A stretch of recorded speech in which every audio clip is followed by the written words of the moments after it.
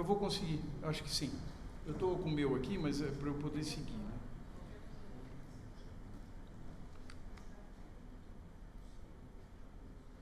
Eu vou soltando umas planilhas e vou lendo e fazendo um outro comentário adicional. Dentre todas as vanguardas históricas, cubismo, dadaísmo, futurismo, etc., que marcaram as artes no início do século XX, o surrealismo foi aquela que, de modo assertivo e indubitável, aliou-se aos ideais de uma revolução comunista. O futurismo, inclusive, teve posicionamento dúbio.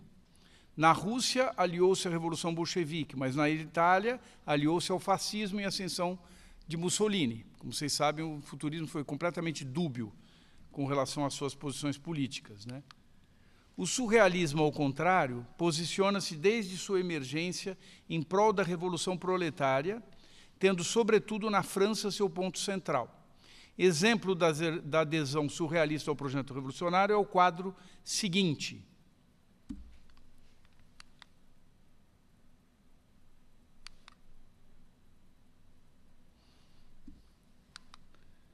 De Victor Brunet, Hitler, 1934, um quadro surrealista, né? Olhos sobre papelão, etc., etc., está no Centre Pompidou.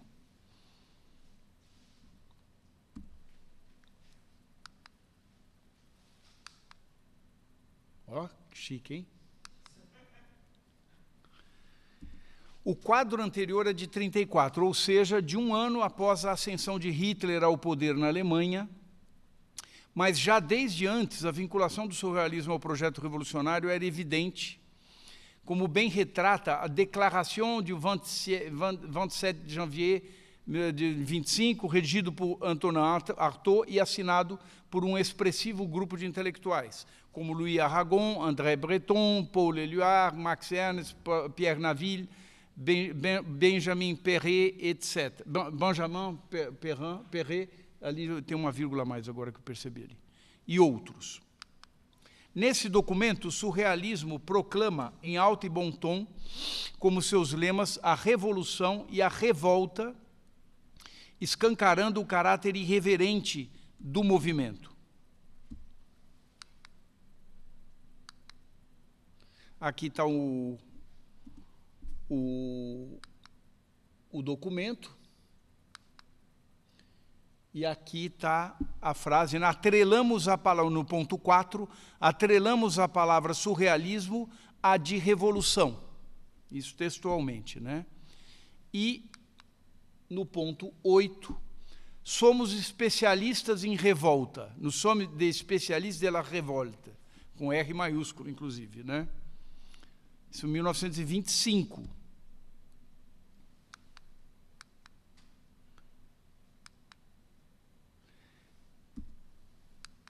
Com uma ainda maior adesão de intelectuais de esquerda, em agosto de 25, publica-se o manifesto A Revolução, em primeiro lugar e sempre, como um cartaz parisiense.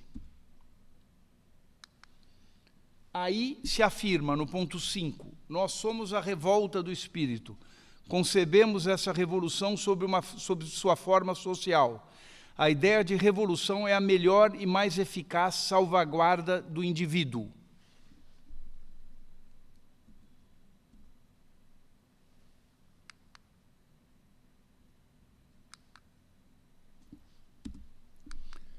A irreverência surrealista põe o dedo na ferida dos costumes, dos hábitos e, sobretudo, das convenções, ditadas em grande parte pelos preceitos morais e religiosos. Numa importante, ainda que breve publicação, intitulada Ateísmo e Revolução, de autoria de Maxime Alexandre, e que vem a público em Le Surréalisme au service de la Révolution, número 1, de julho de 1930, publicado em Paris, em que se afirma que o reino da religião virtualmente terminou, proclama-se pela dialética materialista, fazendo-se uso de uma marcante passagem de um dos maiores revolucionários que a história jamais conheceu. É esse documento aqui, Ateísmo e Revolution, né? E aí existe essa citação. Sabemos que os antagonismos possuem apenas um valor relativo, que aquilo que agora é reconhecido como verdadeiro tem seu lado falso, que ainda não percebemos, mas que emergirá mais tarde. Da mesma maneira como aquilo que atualmente reconhecemos como falso tem o seu lado de verdade, graças ao qual pôde ser antes considerado como verdadeiro, e que o que afirmamos como sendo necessário é composto de puros acasos, e que o chamado acaso é a forma sob a qual se esconde a necessidade, e assim por diante. Todo esse parágrafo que relativiza qualquer veredicção, né, ou qualquer veredito, é do Engels no livro sobre o Ludwig Feuerbach, né?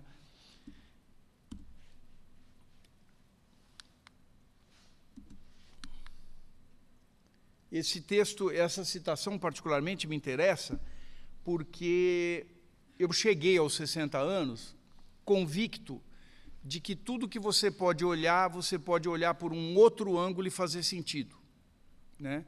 O que me levou à concepção de um segundo trabalho multimídia, né? Uma encomenda de ópera, que eu dei o nome de Oposicantos, né? Onde são 13 situações, onde em cada situação existe um tema fundamental e textos mosaicos de citações, né, como todos os meus trabalhos, desde o laboratório, o retrato falado das paixões, livro do veredito, tudo que trata de grandes temas. Não existe um libreto, uma narratividade linear, mas existe uma composição de textos em mosaico, e nesse caso do Oposicantos existem vários cantos que são cantados, mas cantos poéticos também, cantos de Ezra Pound, cantos de Dante Alighieri, etc., e outros poemas, e às vezes até passagens políticas que não são cantos e sequer literatura, e que se contradizem. Então, por exemplo, Brecht falando uma coisa e Kafka falando uma outra sobre o mesmo tema da árvore, por exemplo, né?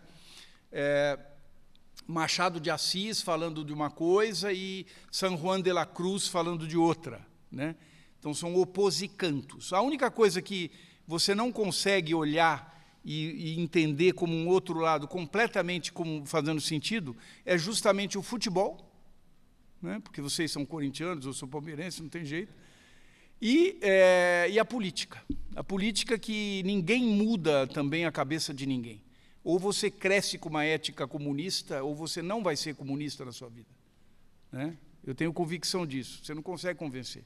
Essa talvez seja uma das falhas da ilusão marxista, de que você vai conseguir convencer as pessoas. Você tem que educar politicamente e debater para que as crianças adquiram um sentido ético do socialismo. Senão, não tem a menor chance de ser de uma pessoa com 20 anos, ela tem a sua convicção ética. Se ela não tiver uma convicção de compartilhamento dos bens materiais, ela não vai ser uma socialista, não adianta você convencê-la, né? Isso tem uma convicção minha, pode ser que eu esteja errado, tomara que eu esteja, né? Tomara que seja possível Bom, enfim.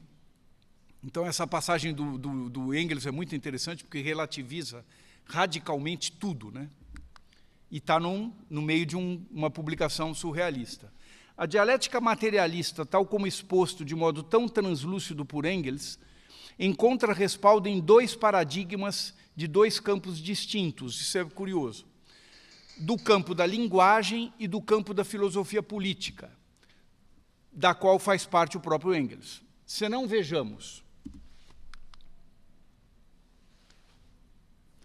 O Jacobson escreve sobre a antinomia no seio da linguagem verbal. Percebam exatamente o que ele fala. É necessário sublinhar que o signo não se confunde com o objeto, porque ao lado da consciência imediata da identidade entre signo e objeto, A é A1, é necessária a consciência imediata da ausência de identidade. A não é A1. Tal antinomia é indispensável, pois que sem paradoxo não há dinâmica dos conceitos, nem dinâmica dos signos. E a relação entre conceito e signo se automatiza, arrefece o curso dos eventos e atrofia-se a consciência da realidade. Trocando em miúdos, você pode trazer essa antinomia da linguagem para o seio do próprio signo, né? E dizer que o significante se reporta ao significado, o som da palavra se reporta ao sentido, mas jamais é a mesma coisa. O som vai ser sempre o som e o significado vai ser sempre o significado que se aloja naquela sequência de fonemas que dá origem ao vocábulo, né?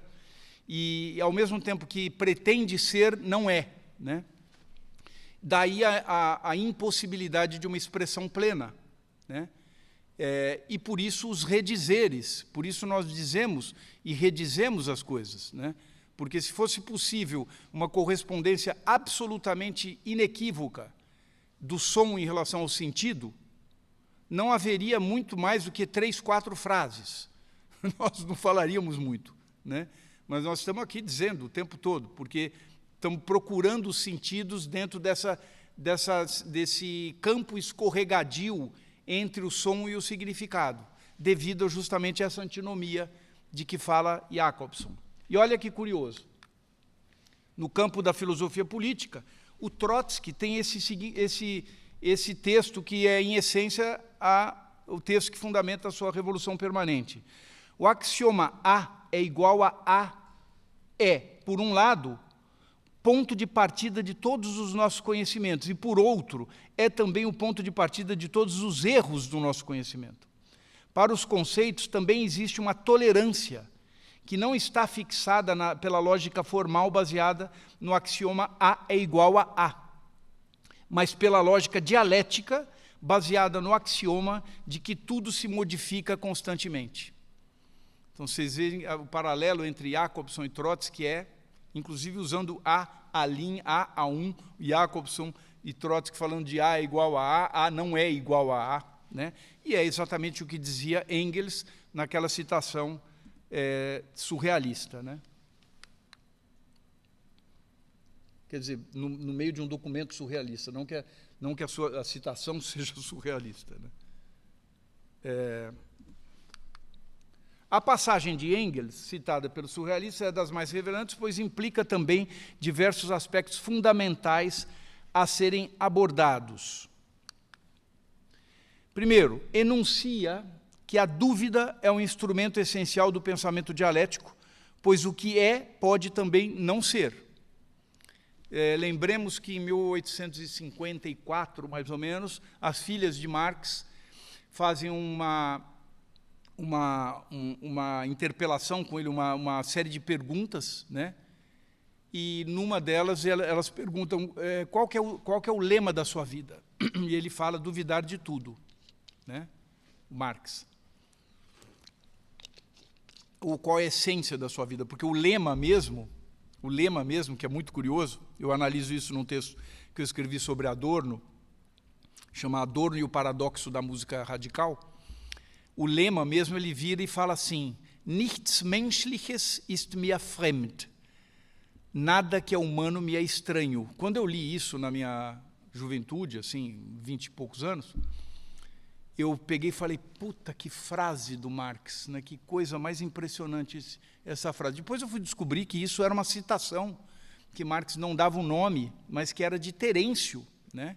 Nil humani a me alienum puto. Acaba com puto a citação, mas puto em latim é outra coisa.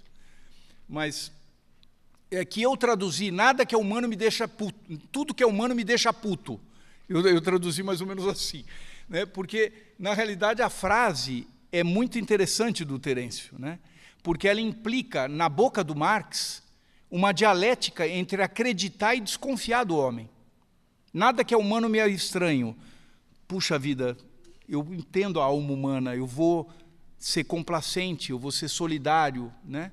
Mas, ao mesmo tempo, nada que é humano me é estranho. Olha do que é capaz o homem, né? Então, essa própria frase é um lema em si. A é igual a não é igual a A, né? Então, essa é a primeira coisa que me chama a atenção aqui, né? A dúvida. Depois remete-nos à maravilhosa definição móvel e instável de verdade, tal qual enunciada mais tarde por Maurice Merleau-Ponty no âmago da fenomenologia. La vérité est un autre nom de la sédimentation.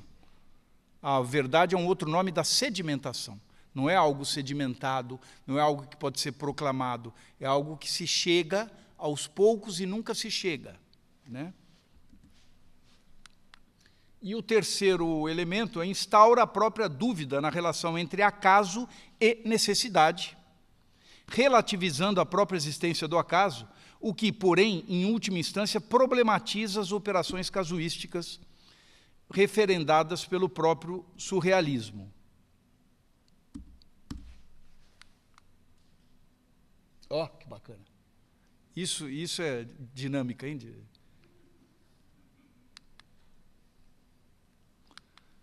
Diversas outras manifestações de teor francamente revolucionário se dão nesse período efervescente do surrealismo, mas mencionemos ainda alguns casos particulares.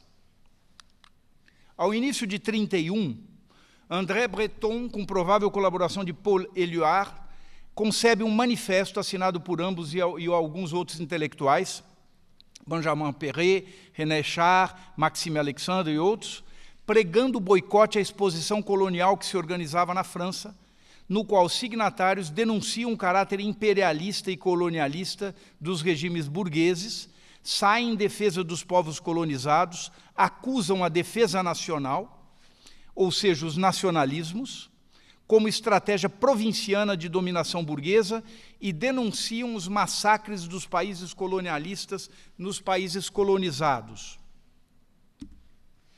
Esse é o documento. Ne visitez pas l'exposition coloniale.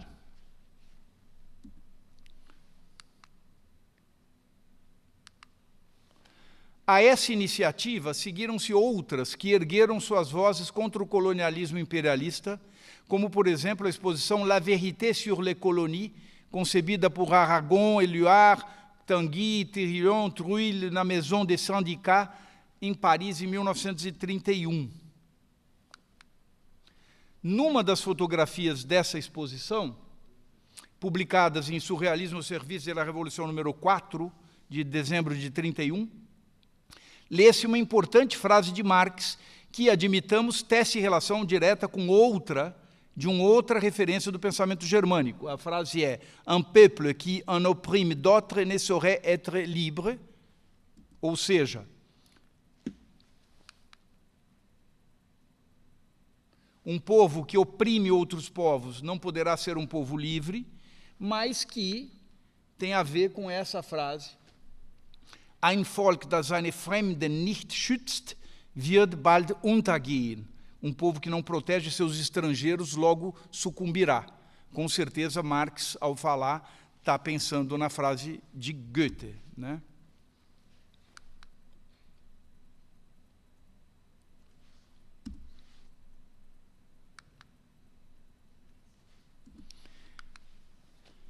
Também digno de nota é o texto de Louis Aragon, publicado no mesmo mês de dezembro de 1931, mas um número anterior de Le Surréalisme au service de la Révolution, portanto, o número 3, no qual assevera, logo em seu início, ser o materialismo dialético a única filosofia revolucionária. La reconnaissance du matérialisme dialectique comme la seule philosophie révolutionnaire, papapá, papapá, papapá.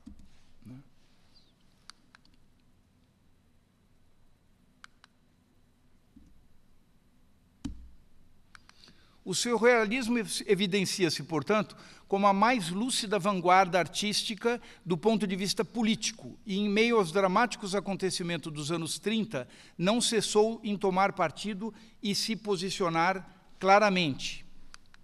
É o período da polarização entre duas forças aparentemente antagônicas, mas, na realidade, ambas reacionárias. De um lado, o fascismo, que se consolidava em diversos países, Alemanha, Espanha, Itália.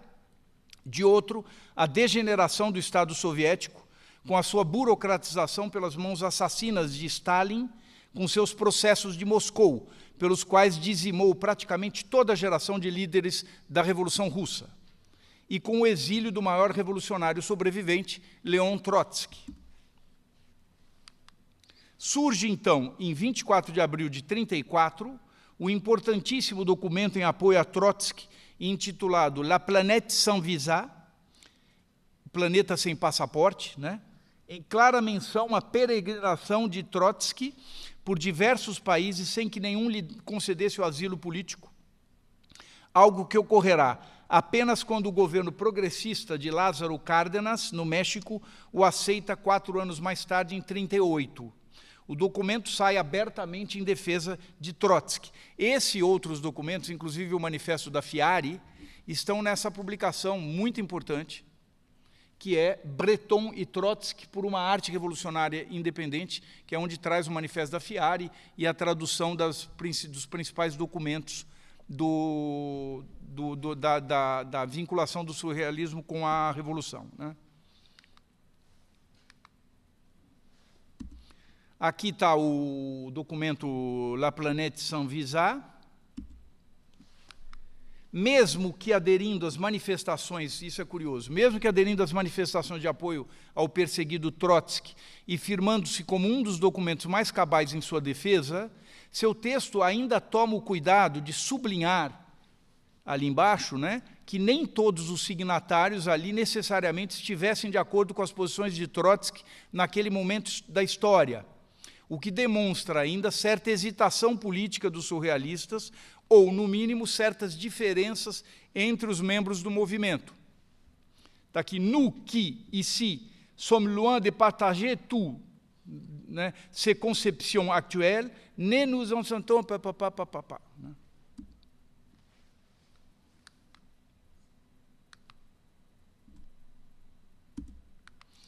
Dentre eles, é sem dúvida André Breton, um dos maiores expoentes da literatura surrealista, aquele que declaradamente se perfila como pendente a uma adesão entusiasta às posições de Trotsky. É dele o texto que baliza o documento anterior, assim como será Breton a ler, em 3 de setembro de 1936, uma declaração no encontro que tinha por tema a verdade sobre o processo de Moscou, assinado por 12 companheiros surrealistas. O texto é de suma importância fundamental. Chamamos a atenção para 2 de suas passagens bastante significativas. Aqui está o documento, as anotações são minhas. Depois eu vou mostrar a publicação original aqui. Denunciando a personalidade de Stalin, afirma que um indivíduo que chegou a esse ponto é o grande negador e o principal inimigo da Revolução Proletária. Uma declaração bastante importante nesse momento, em 1936. Diante dos crimes de Stalin, manifesta todas as reservas com relação à manutenção da palavra de ordem enunciada por Trotsky por uma defesa incondicional da União Soviética. Isso é fundamental, eu vou entrar em detalhes. Declarou apoio à personalidade de Trotsky, inclusive com relação a um seu asilo político na França, o que acabou não ocorrendo, né? Mesmo fazendo-se abstração de opiniões ocasionais não infalíveis que ele chegara a formular.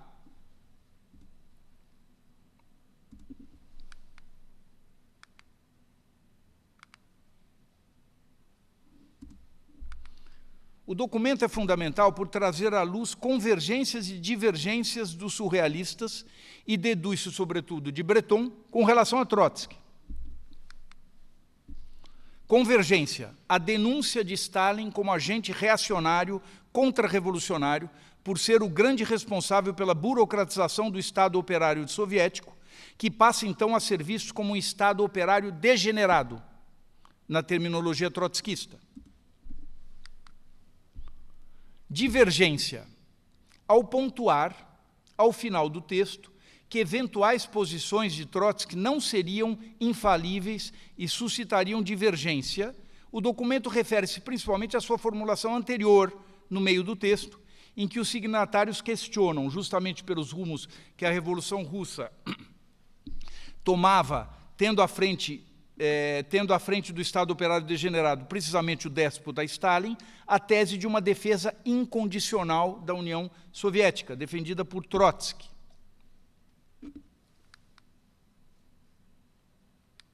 Vamos entender o que é isso exatamente. A base da divergência. A tese defendida por Trotsky, de uma defesa incondicional da União Soviética, assentava-se no fato de que, mesmo sendo um Estado operário degenerado, a Revolução Russa ainda preservava uma estrutura estatal de controle racional da economia e, portanto, socialista em essência, ou ao menos em potencial. O que precisaria ser banido era precisamente a casta burocrática, Stalin e sua corja, que se instalara em seu poder. Tratar-se-ia, portanto, de uma revolução política no seio do ainda Estado operário e não de uma nova revolução proletária. E, para tanto, o Estado em si deveria ser incondicionalmente defendido diante das potências imperialistas. Essa era a posição do Trotsky.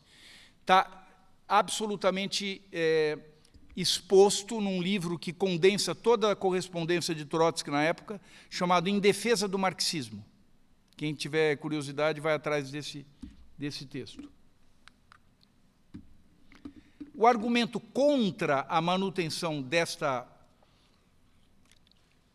defesa incondicional do Estado soviético assentava-se na análise dos fatos concretos e da política interna e externa de Stalin. Se as ações empreendidas pelo Exército Vermelho, criado por Trotsky, mas agora nas mãos de Stalin, resultavam em medidas contra-revolucionárias, inclusive invadindo países e destruindo os movimentos revolucionários locais para submetê-los à burocracia central soviética stalinista, como aconteceu na Finlândia, por exemplo, em 1939, né? Não havia mais motivo para que aquela defesa permanecesse incondicional.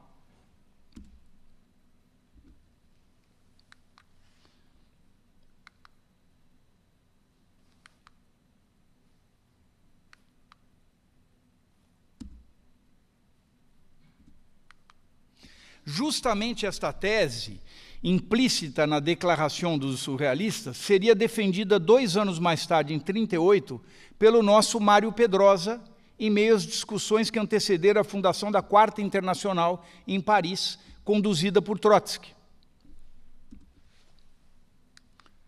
Não é o caso aqui de entrarmos em detalhes sobre a cisão daí decorrente no seio da Quarta Internacional, que mal se iniciava, e a consequente expulsão de Pedrosa das fileiras trotskistas por iniciativa do próprio Trotsky.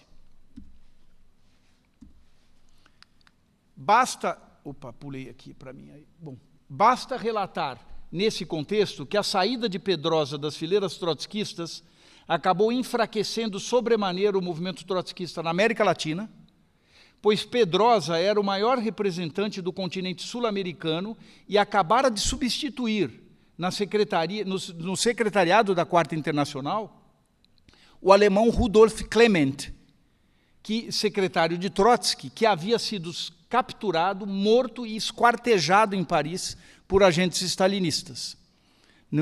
Nessa mesma época, também o filho de Trotsky foi morto dentro de um hospital em Paris. Entrou por uma operação de apendicite, os agentes stalinistas entraram dentro do hospital e mataram o filho de Trotsky, que era a principal esperança da continuação na cabeça do Trotsky, mataram dentro do hospital, né? E o Rudolf Clement foi esquartejado por agentes stalinistas, né? Então, o Pedrosa tinha substituído justamente esse cara. E ele era o único representante de toda a América Latina na Quarta Internacional como secretário da Quarta. Só que ele discutiu num documento em 1939, publicado no seio do SWP, Socialist Workers' Party, né, o SWP trotskista, que essa defesa incondicional deveria ser questionada, e o Trotsky não admitiu. Trotsky tinha razão na tese dele, mas será que Pedrosa também não tinha razão? Será que o A é A, mas A também não é A, e as duas coisas poderiam conviver com uma divergência a ser questionada? Por que a expulsão de Pedrosa? A expulsão de Pedrosa acabou enfraquecendo o movimento trotskista, né? Como quer que seja... Espera aí que eu voltei aqui sem querer.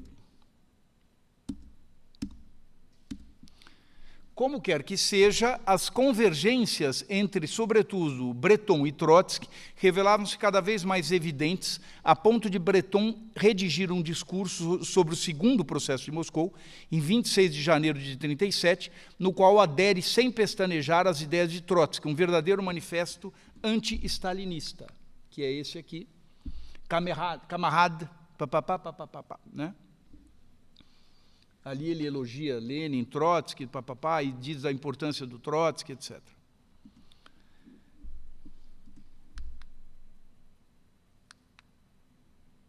Aqui é a continuação do documento.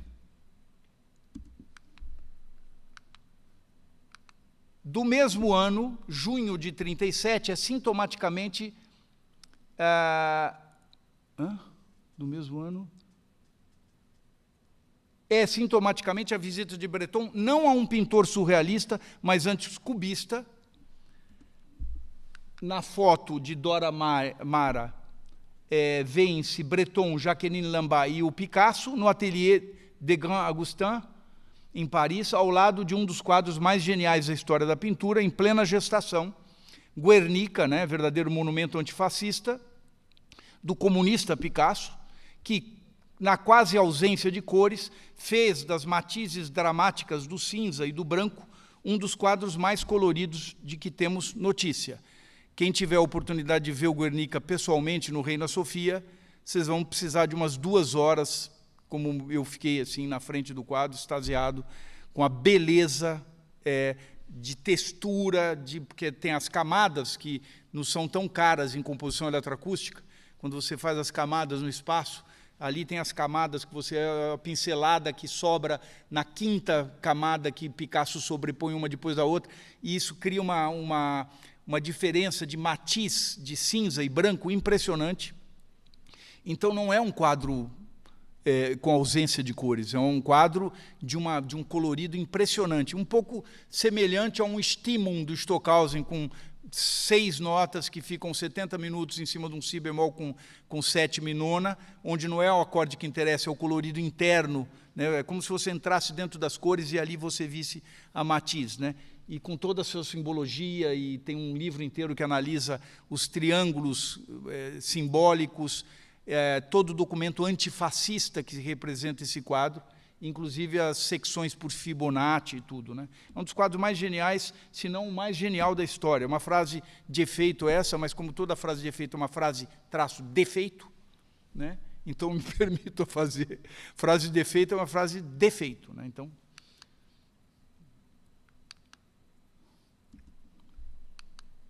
mas será justamente em 38 que, para Breton e seus camaradas surrealistas, e também de outras vertentes artísticas da vanguarda, tornou-se imperativo um posicionamento internacional e internacionalista, não apenas político, mas também estético, contra as imposições feitas aos artistas, por um lado, pelo imperialismo, e, por outro lado, pelo jdanovismo cultural, ou seja, pelo stalinismo. Breton vai, então, ao encontro de Trotsky, já exilado em Coyoacán, subúrbio da Cidade do México. Tem lá até hoje o Museu Trotsky, que eu já visitei 3 vezes, é um negócio imperdível, né? E é recebido pelo revolucionário e pelo muralista Diego Rivera para discutirem a redação de um manifesto internacional em prol de uma arte revolucionária e independente, em oposição à barbárie cultural capitalista e ao jdanovismo stalinista. Daí surge o mais importante documento político revolucionário no campo das artes, o Manifesto da FIARI, Federação Internacional dos Artistas Revolucionários Independentes, ou da Arte Revolucionária Independente, intitulado no original em francês, Pour un art révolutionnaire indépendant.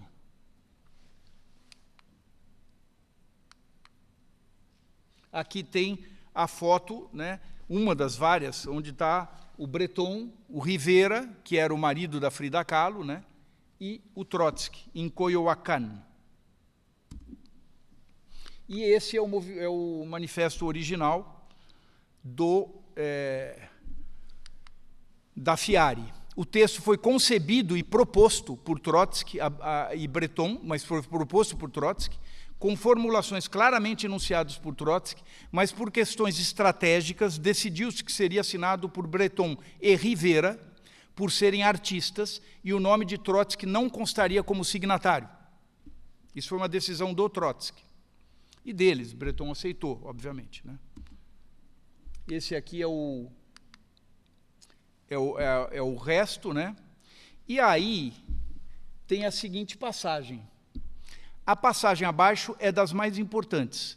Se para o desenvolvimento das forças produtivas materiais cabe à revolução erigir um sistema socialista de plano centralizado, para a criação intelectual ela deve, já desde o começo, estabelecer e assegurar um regime anarquista de liberdade individual.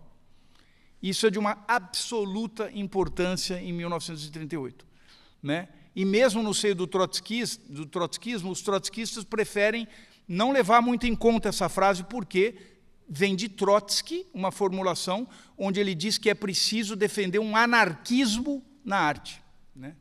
O que aparentemente é uma aberração, mas não é uma aberração, é absolutamente coerente com a história do marxismo revolucionário em relação às artes, desde Marx, passando por Engels, passando por Lenin, que também defendia a não tutela do partido em cima do artista, né?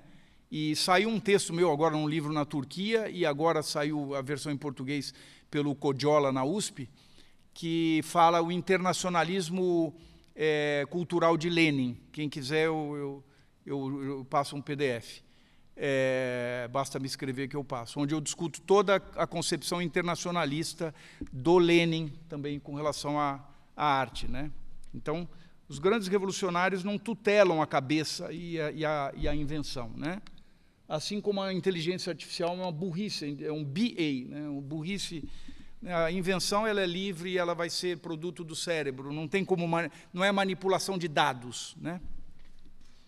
É realmente invenção. Manipular dados, tudo bem, mas a inteligência artificial, como é que é burrice em inglês? Devia ser Artificial Intelligence, IA, né? Como é, AI, como é que é em inglês? Deveria ser AB, burrice, né? Burrice artificial. Bom, mas se o posicionamento político dos surrealistas não nos deixa qualquer dúvida quanto à sua integridade, sobre qual lado a história pendiam, sobre qual lado da história pretendiam se posicionar, o modus operandi surrealista nem por isso deixou de suscitar problemas. Já discutimos aqui vários, né, aspectos.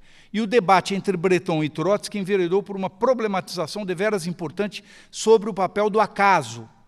O mesmo acaso que Engels dizia escamotear a necessidade e, consequentemente, o rigor. Retomando um texto que redigi sobre Trotsky, as artes e a cultura, a influência do Mário Pedrosa e tal, eu havia observado o seguinte, aí eu me permito uma autocitação. A escritura automática, como queria André Breton em literatura, é, pois, uma ilusão, uma vez que todo o processo de elaboração criativa e, portanto, necessariamente interferente, pois visando um novo, passa irrevogavelmente por opções conscientes do criador. Compreendeu-se mal o que Sigmund Freud formulava acerca do inconsciente, e o surrealismo foi, a rigor, um ledo engano. Aí é uma frase forte, eu sei que vai causar polêmicas aqui, que bom.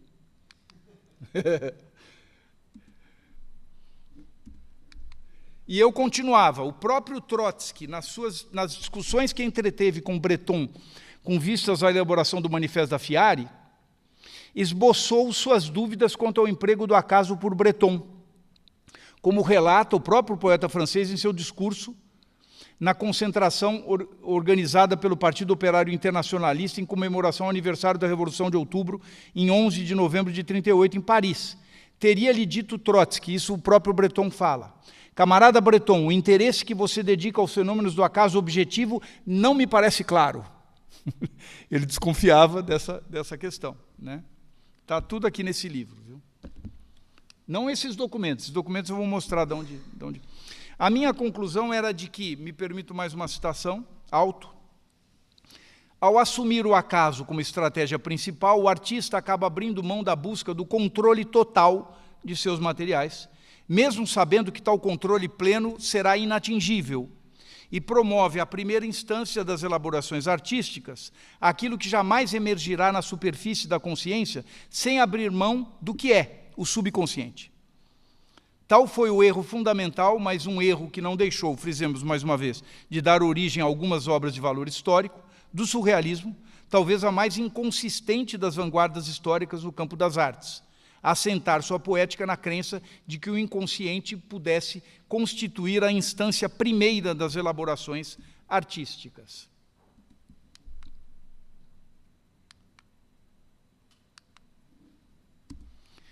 Mas se eu considero, com base na importância do rigor da escritura, que deposito na criação artística, ser o surrealismo talvez a mais inconsistente das vanguardas históricas, ele foi, por tudo o que vimos, também a mais revolucionária dentre elas.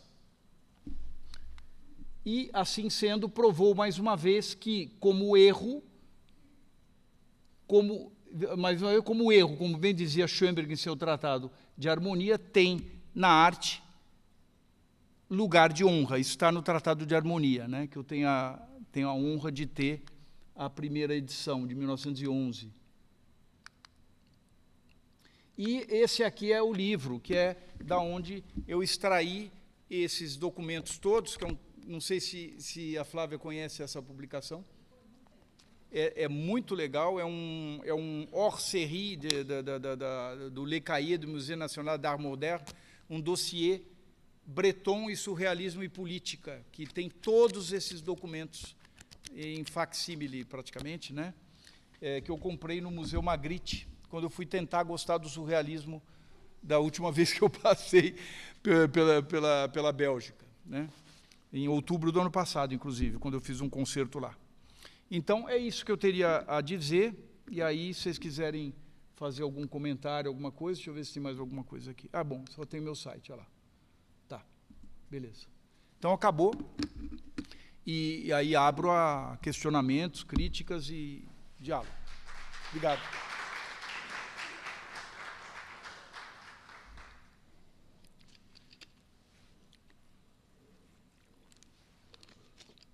Algum stalinista na plateia? Para a gente brigar? Você? Minha irmã?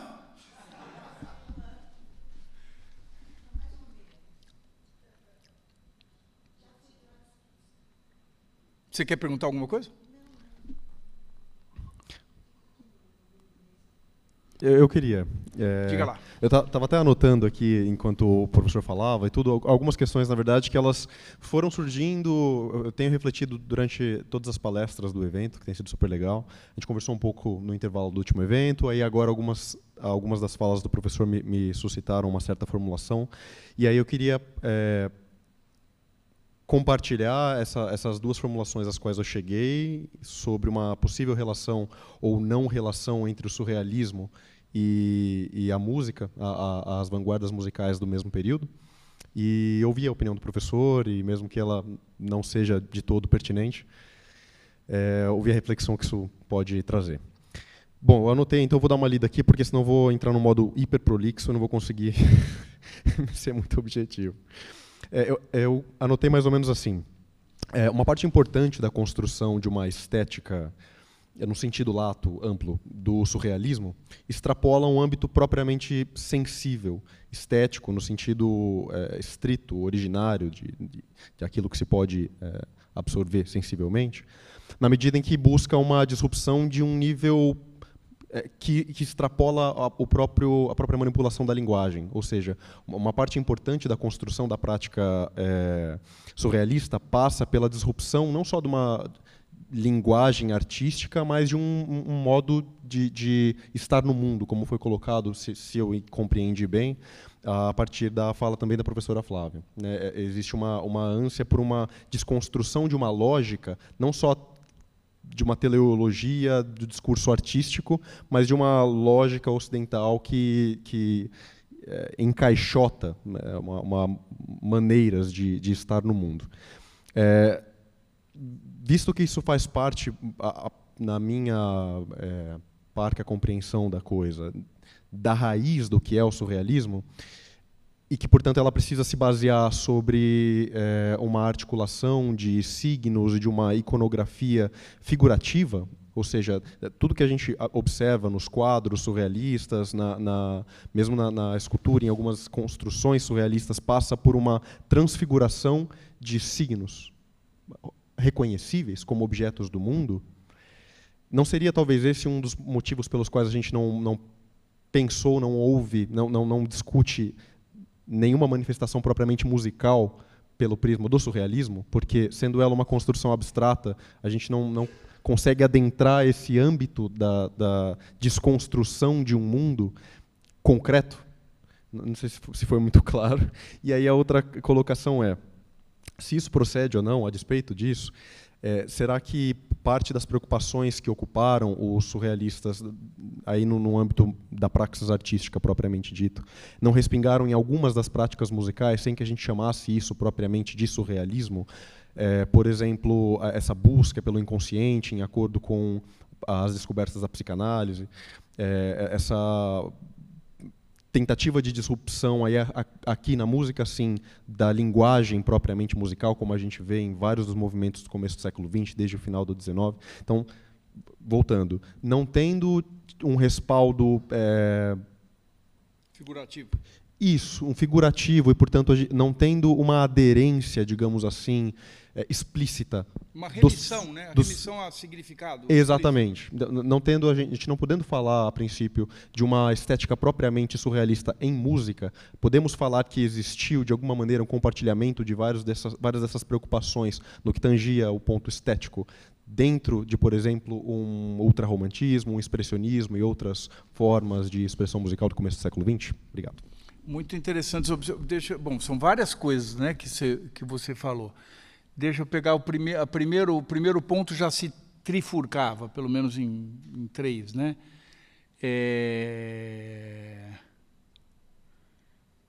A primeira que você faz, eram 3 questões, eram 3 numa só. Desculpa, eu tentei não ser prolixo, não, né? Beleza, mas retoma só porque...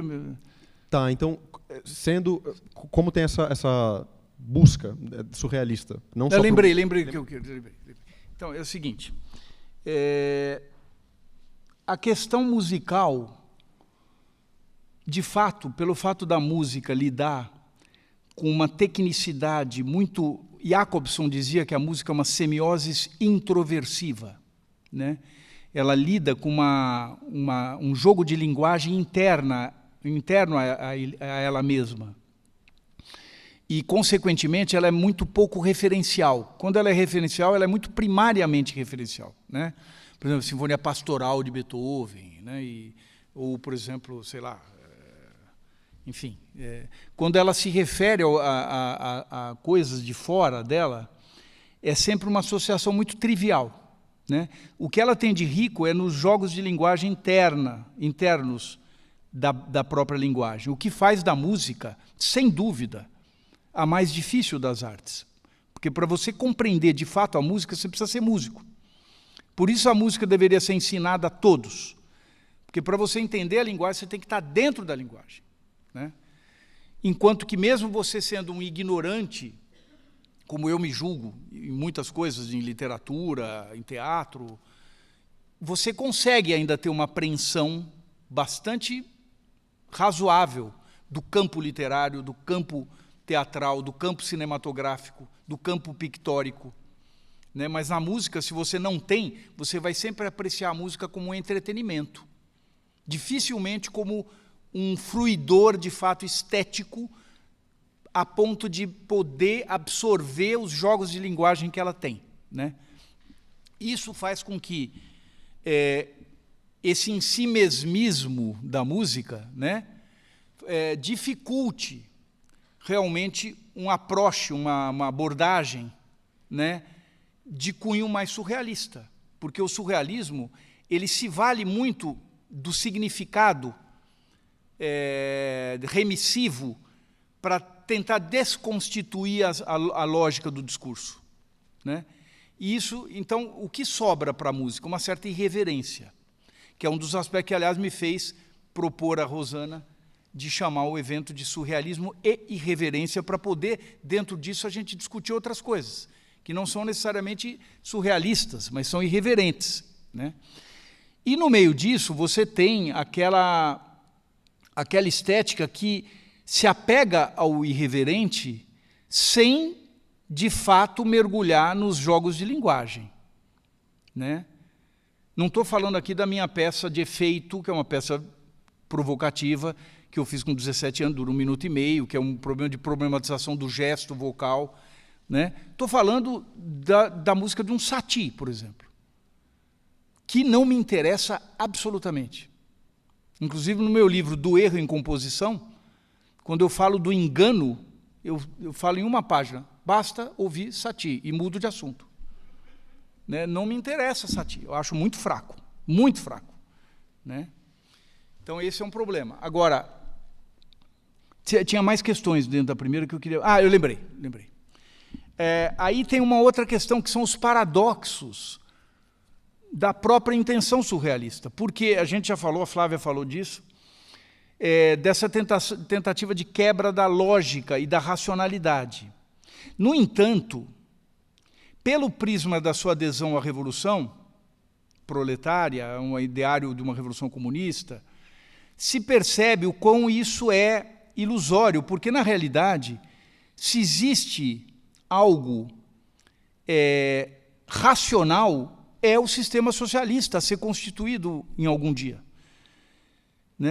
Na frase do Trotsky, que ele fala de que a revolução deve, logo de início, instituir um regime racional, ele não fala racional, ele fala um outro adjetivo, mas que é sinônimo de racional, da economia, mas que, desde o começo, deve assegurar uma liberdade anarquista à criação, ele aponta como a racionalidade é absolutamente fundamental. E, na realidade, o que caracteriza, acima de tudo, o capitalismo é uma irracionalidade.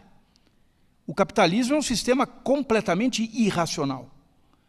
Ele é uma selva, uma selva onde você tem a morte aos teus pés com a adaptabilidade à morte. Existe uma necropolítica instituída no capitalismo como fazendo parte do seu próprio mecanismo de vulgarização da existência, do trabalho, como veículo de alimentação da mais-valia, de desvalorização do corpo humano que vive e que trabalha.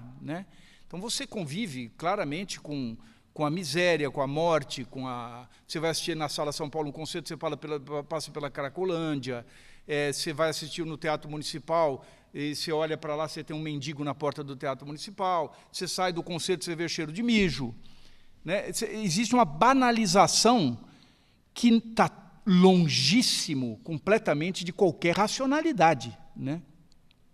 Então, quando o surrealismo se debate contra a racionalidade, ele está sendo contraditório. Porque, na realidade, inclusive pela sua adesão ideológica, ele deveria lutar pela racionalidade.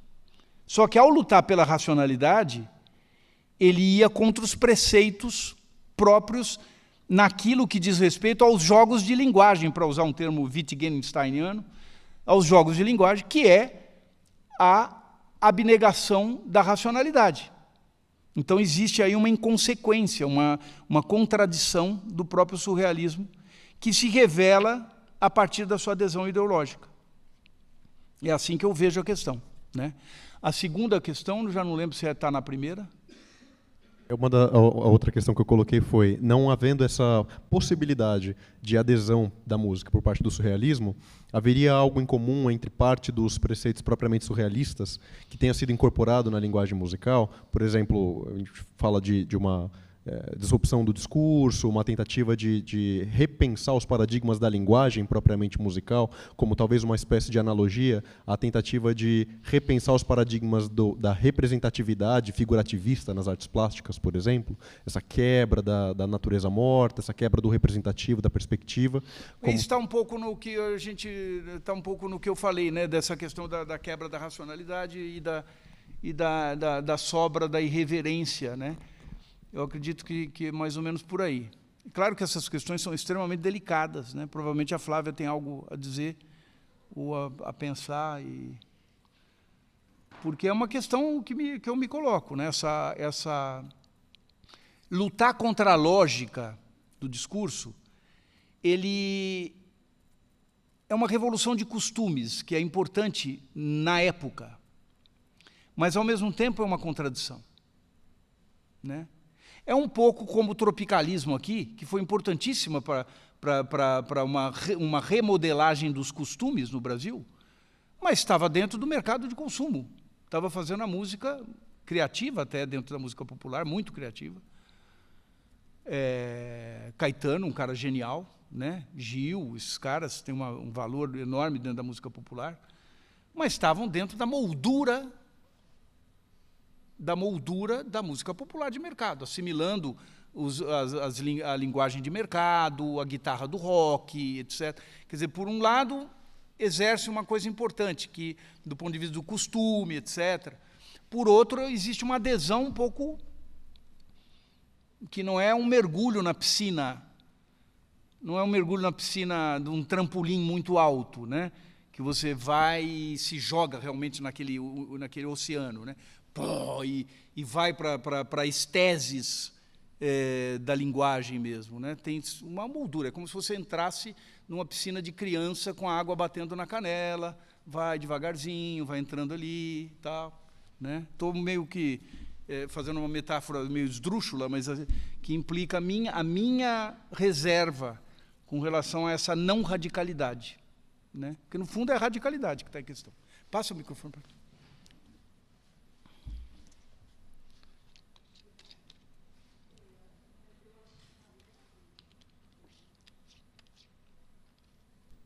Agora sim. Não, eu achei interessante as questões que ele colocou, né, e achei também interessante a maneira como você respondeu, em especial, né, o que você disse sobre essa particularidade da linguagem musical, né, e realmente ela se diferencia muito. Eu entendi muito bem sua explicação. Eu sou muito ignorante em música, né, então, assim, eu consegui entender a sua explicação. Realmente é uma coisa interna, né, esses jogos são internos, isso realmente demanda um conhecimento do objeto que poucas pessoas têm, né? E, em relação às outras artes, né, sempre há uma possibilidade de abordagem, por mais imperfeita ou mais rasa que seja, né? Então, isso eu achei muito interessante. Agora, eu só queria também te fazer uma provocação, agora, porque você, ao citar aquele trecho do Trotsky, que é bem... Não há como não concordar, né? Aquele trecho em que ele diz que... Também não me lembro das palavras exatas, tá? Estou reproduzindo de memória aqui, em que ele fala assim: se, no campo da organização, da sociedade, da organização política e tal, é preciso haver uma centralidade, uma racionalidade centralizada, etc., no campo da arte, os artistas, e ele utiliza, vai até o extremo de utilizar a palavra anarquismo, né? No campo da arte, os artistas devem ser deixados totalmente livres. Sim. Não pode haver entraves de nenhuma natureza. Então, quer dizer, eu quero inverter um pouco e te provocar, né, porque a crítica que você está... A contradição que você está apontando em relação aos surrealistas, de que é incompatível essa busca, esse combate aos instrumentos lógicos que a racionalidade emprega o tempo todo para tudo, né? Você diz, isso é incompatível com uma adesão a uma ideologia política? Ora, não poderíamos, então, inverter? Não sei se eu estou conseguindo explicar. Tá, né? Você está conseguindo. Sim, porque então eu te provoco nesse sentido, porque então é perfeitamente possível admitir que os surrealistas queiram, né, aderir politicamente à ideia da revolução e mantenham essas escolhas no campo específico da arte. Sim, nós estamos discutindo o surrealismo aqui porque algum valor há de ter. Mas a frase do Trotsky, ela não diz respeito a um descontrole do fazer artístico, diz respeito a uma liberdade radical de criação do artista, seja ele surrealista, seja ele, inclusive, se ele quiser fazer uma música de tipo jdanovista, que, claro, vai ser muito combatida pelo próprio Trotsky e por qualquer pessoa que tenha uma cabeça um pouco mais inteligente. Mas ali a defesa de um anarquismo não quer dizer que se defenda uma construção anárquica da linguagem. Está defendendo uma liberdade completa do fazer artístico. Agora, a crítica em relação a esse fazer, ela está posta. Dependendo do que se fizer, vamos criticar, porque vamos elogiar, vamos... isso tá na roda, não tem como, né? Entendeu o que eu quis? Sim, eu entendi, mas lembrando que também a gente já discutiu um pouco sobre isso hoje, desde o início, né, quando os surrealistas começaram a pensar no automatismo, começaram com as práticas do automatismo e com aquela ideia inicial, né, de chegar a um ditado puro do pensamento, houve também uma, como dizer, não evolução, porque evolução não tem progresso em arte, né, não existe, essa ideia é absurda, né? Mas assim, houve uma como movimento, né, e com todas as discussões e as próprias práticas, eles mesmos, né, foram remodelando, né, essa maneira de pensar a prática, né? E os surrealistas, eu acho que a gente pode dizer o seguinte, né, um ponto que a gente às vezes não fala muito. Eles tinham uma relação ambígua com as artes e com a própria literatura, né? Então, assim, quando o Breton dizia, por exemplo, que o que os surrealistas faziam, né, em termos daquilo que eles escreviam, né, não é literatura, né? Bom, primeira coisa, eles eram pessoas de uma cultura excepcional. E eles também, depois da ruptura com o dadaísmo, eles se inseriram numa linhagem de escritores que os precederam. Tanto é que na lista, lá tem a lista no manifesto, e que é uma coisa muito interessante, que no manifesto de 24 tem aquela lista que o Breton faz, né? Fulano é surrealista em tal coisa, fulano foi surrealista em tal coisa, fulano em tal coisa. E, no fim, ele deixa um etc., né? Que é uma abertura também para outros que virão, e serão de outros modos.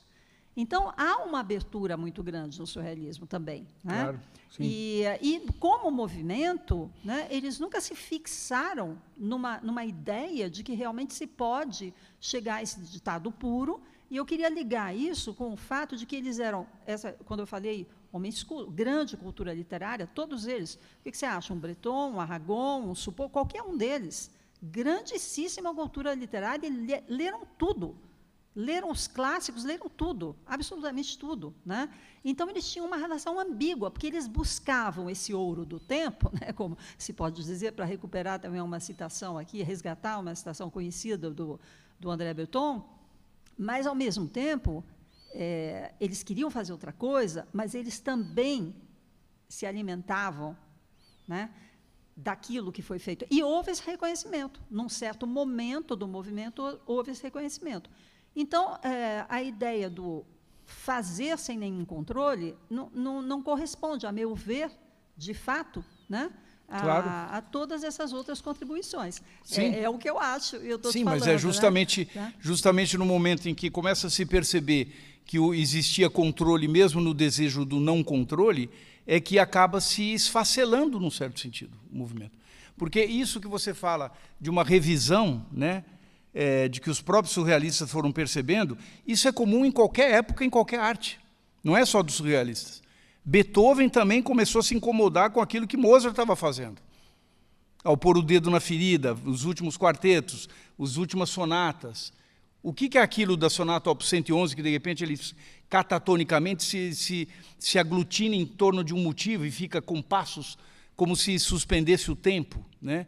Existe ali um questionamento também do que estava acontecendo, né? E Mozart, com as suas irregularidades, estava questionando o Haydn. O Mozart é todo irregular, né? Não tem uma frase de Mozart que seja quadradinha, existem, mas as grandes invenções de Mozart são irregulares. E o Haydn com seus silêncios? De repente, silêncio. O silêncio de Haydn só pode ser comparável ao silêncio de Rameau. Rameau tem silêncios parecidos. Você pega, por exemplo, a abertura do Castor et Pollux, né, por exemplo, tem momentos onde existe aquela respiração coral e se esvai num silêncio. De repente vem outro, existe um pulmão escrito, né? São coisas, todas esses grandes feitos na história da música são feitos de uma certa irreverência. porque se questionam e começam a falar, pô, mas espera aí, né? Não é bem assim, por que eu não faço de outro jeito? E a invenção vai à frente, não existe o progresso, mas existe a invenção.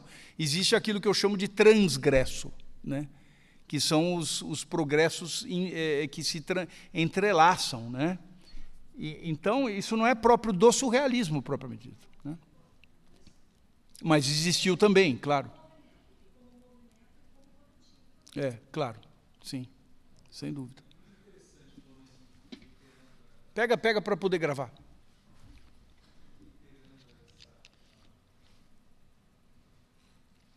Reiterando a observação sobre a separação que você pontua, né?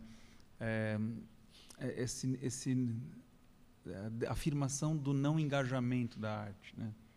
Porque do não engajamento da arte nesse movimento político. E esse não engajamento direto acaba, na verdade, se concretizando como um engajamento. Quer dizer, o que a arte poderia fazer em favor daquilo que politicamente se pretendia era justamente sendo livre completamente e diferente de uma arte engajada no sentido. Exato. E aí, tentando pensar junto com Vinícius, né, eu pensando assim, então a música não tem, por natureza, né, a condição de assimilar na comparação com o que é essa razão, num pensamento que, na verdade, existe na medida em que a gente desenvolve a linguagem, né? Eu penso sempre num pensamento musical que pensa na base da própria música de maneira análoga ao pensamento, que é esse que eu articulo quando eu falo, que se desenvolve a partir do momento que eu tenho a aquisição da linguagem. Mas talvez nenhum outro movimento, que não sejam os próprios movimentos da música, a música tenha a possibilidade de aderir, né? Então, não seria talvez uma coisa restrita a um ou outro, como o próprio surrealismo, né? Tem uma coisa curiosa que, no meio do manifesto do Breton, tem uma frase perto do fim, eu não lembro exatamente como, mas ele fala mais ou menos que a velocidade da palavra é maior do que a velocidade do pensamento. Tem uma coisa assim no final, uma frase que ele fala. Na leitura do Vinícius me atentou essa frase, que eu fiquei pensando como isso é uma espécie de má compreensão da linguagem também. Porque o Saussure, nos cursos de linguística geral, o Saussure tem alguns erros fundamentais, acreditar na arbitrariedade do signo e na linearidade do signo, né? São duas coisas que foram, pela teoria jacobsoniana, e por outros, Benveniste e outros, foi derrocada, aliás, um dos argumentos do Saussure pela arbitrariedade é justamente o que você falou várias vezes nas suas falas, né, de como um mesmo conceito é diferente numa língua diferente. Então, por exemplo, em português ou lá na França. Você falou isso diversas vezes, né? Todas as vezes que você falou, me lembrei dessa contra-argumentação do Benveniste, no texto de 34, La nature du signe linguistique, que é talvez o texto fundamental de contraposição à tese inicial, né? De contraposição à tese da arbitrariedade do signo, porque o argumento do Saussure era como é que uma correspondência de sons entre table, que significa mesa, é completamente diferente de mesa em português, significando a mesma coisa, mas não é a mesma coisa. Porque mesa, para o francês, não é exatamente, não tem pelas suas conotações e suas raízes de associação, não tem exatamente o mesmo significado de mesa para quem fala em português, né? Claro que existe ontologicamente a imagem da mesa, o eidos husserliano fenomenológico, a essência de uma mesa, mas ela se contextualiza sempre de modo completamente diferente, né? E isso se dá na própria história da linguagem, dos sons da linguagem, né? A partir dos seus eixos de contiguidade e não de similaridade direta, né? a partir dos seus eixos de construção intrasígnicas, né, que é o que o Jacobson chamava de eixo de contiguidade, não eixo de similaridade. Oi? Fora as coisas abstratas que se desgrudam de uma similaridade, que o Jacobson falava, né?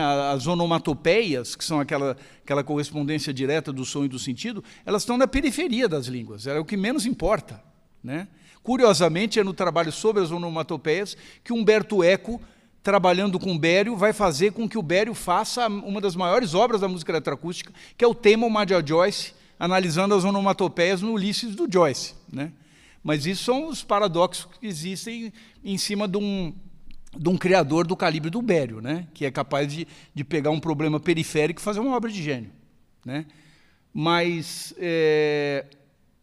essa arbitrariedade, né? Mas por que eu falei isso? Agora eu já não sei. Você estava falando daquela relação entre a velocidade da palavra e do pensamento.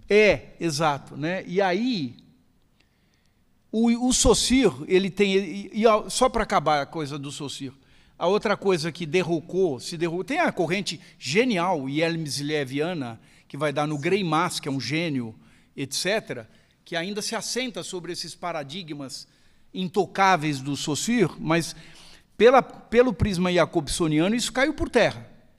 Arbitrariedade e linearidade. A outra coisa da linearidade é genial, porque o Saussure vai dizer nos cursos que o signo é linear, e o Jacobson vai falar que existe o eixo paradigmático e sintagmático. O sintagmático é linear, mas o paradigmático institui oposições in absência, que ele vai falar, né? Então, por exemplo, quando ele fala da sílaba pá, ele fala que P se opõe a A, aliás, é a sílaba nuclear da linguagem, segundo Jacobson, né? Porque opõe a maior oposição possível entre o ruído difuso, oclusivo, surdo, né? E o A como vogal compacta, pela proximidade dos dois formantes, iniciais, etc., etc. Extensivo, tonal, né? Então, a sílaba nuclear. E daí vem o ai, mama e papa, porque ele vai associar um ma à sucção, o pá ao pai, e aí existe uma primeira oposição no eixo do P, não no eixo do A, né? E esse eixo do P faz com que, quando você ouça um pá, você está diagnosticando a palavra pá pela oposição P contra A, mas também porque você, na memória da língua, sabe que não é má, que não é chá, que não é tá, que não é cá, e sabe pelo eixo do A que não é pi, do matemática, que não é pó, né, e etc., né? Que não é pô, interjeição pô, né? Então, existe, assim como você tem aquela oposição em presência, você tem as inabsência, né? Portanto, o signo não é linear, ele é multivetorial. Ele implica uma vivência opositiva na realidade da língua factual, sonora, mas ele implica numa imagem da língua que é repertoriada, né? Isso está no signo, né? E o que o Saussure vai falar que é muito pertinente? Quando ele faz a imagem de que a linguagem, né, verbal, ele diz que o pensamento e os sons da linguagem são duas massas amorfas, como o mar e o ar. E a pressão atmosférica faz com que haja modelamento, uma modelagem que faz emergir as ondas. As ondas são a linguagem. Não são os sons da voz, a vocalidade, e não é o pensamento amorfo. Portanto, a linguagem é uma modelagem, e nisso eu acho que o Saussure está certo. A linguagem é uma modelagem de um pensamento que, sem a linguagem, seria amorfo. Sim. Portanto, a linguagem não é mais rápida que o pensamento. Pelo contrário, a linguagem talvez seja uma lentificação para que o pensamento se formalize, né? Então, essa frase, no final do manifesto, ela me causa uma estranheza, um desconhecimento da função da linguagem, né? Que eu desconfio que ali tem ali um erro do Breton ao falar isso, porque não é exatamente isso. E isso subsidia uma automação, né? Um déclenché, assim, tipo um detonamento do processo de geração da palavra pelas vias do automatismo, etc., como se isso fosse suficiente para dar conta da diferença do que é o som da linguagem em relação ao pensamento, mas não é isso que acontece, né? A linguagem é uma outra coisa, é uma lentificação. Tanto é que a linguagem infantil ela vai ser um filtro, porque as possibilidades de emissão vocálica e fonêmica da criança são muito maiores do que a língua. E a primeira grande repressão, além da sexual, né, dos tabus e tudo que Freud discute no Hemmungssymptom-Angst, o principal texto do Freud sobre a angústia e toda a fase anal, e todo o problema de como o bebezinho começa a se reprimir, se modelar socialmente, ela acontece na linguagem também, né? Toda a profusão de sons começa a se filtrar. E foi aí que eu peguei o livro do Jacobson na Alemanha, quando o Murilo estava engatinhando, e fui percebendo que o Murilo fazia exatamente, primeiro, uma série de sons, depois ele foi restringindo e foi emitindo os sons que o Jacobson descrevia na sua sequência, né? Obrigado. A gente saiu do tema, mas você me presenteou com uma reflexão que eu vou aproveitar bastante. Legal. Mas eu acho que não estou nem mais com vontade de falar o que ia falar agora.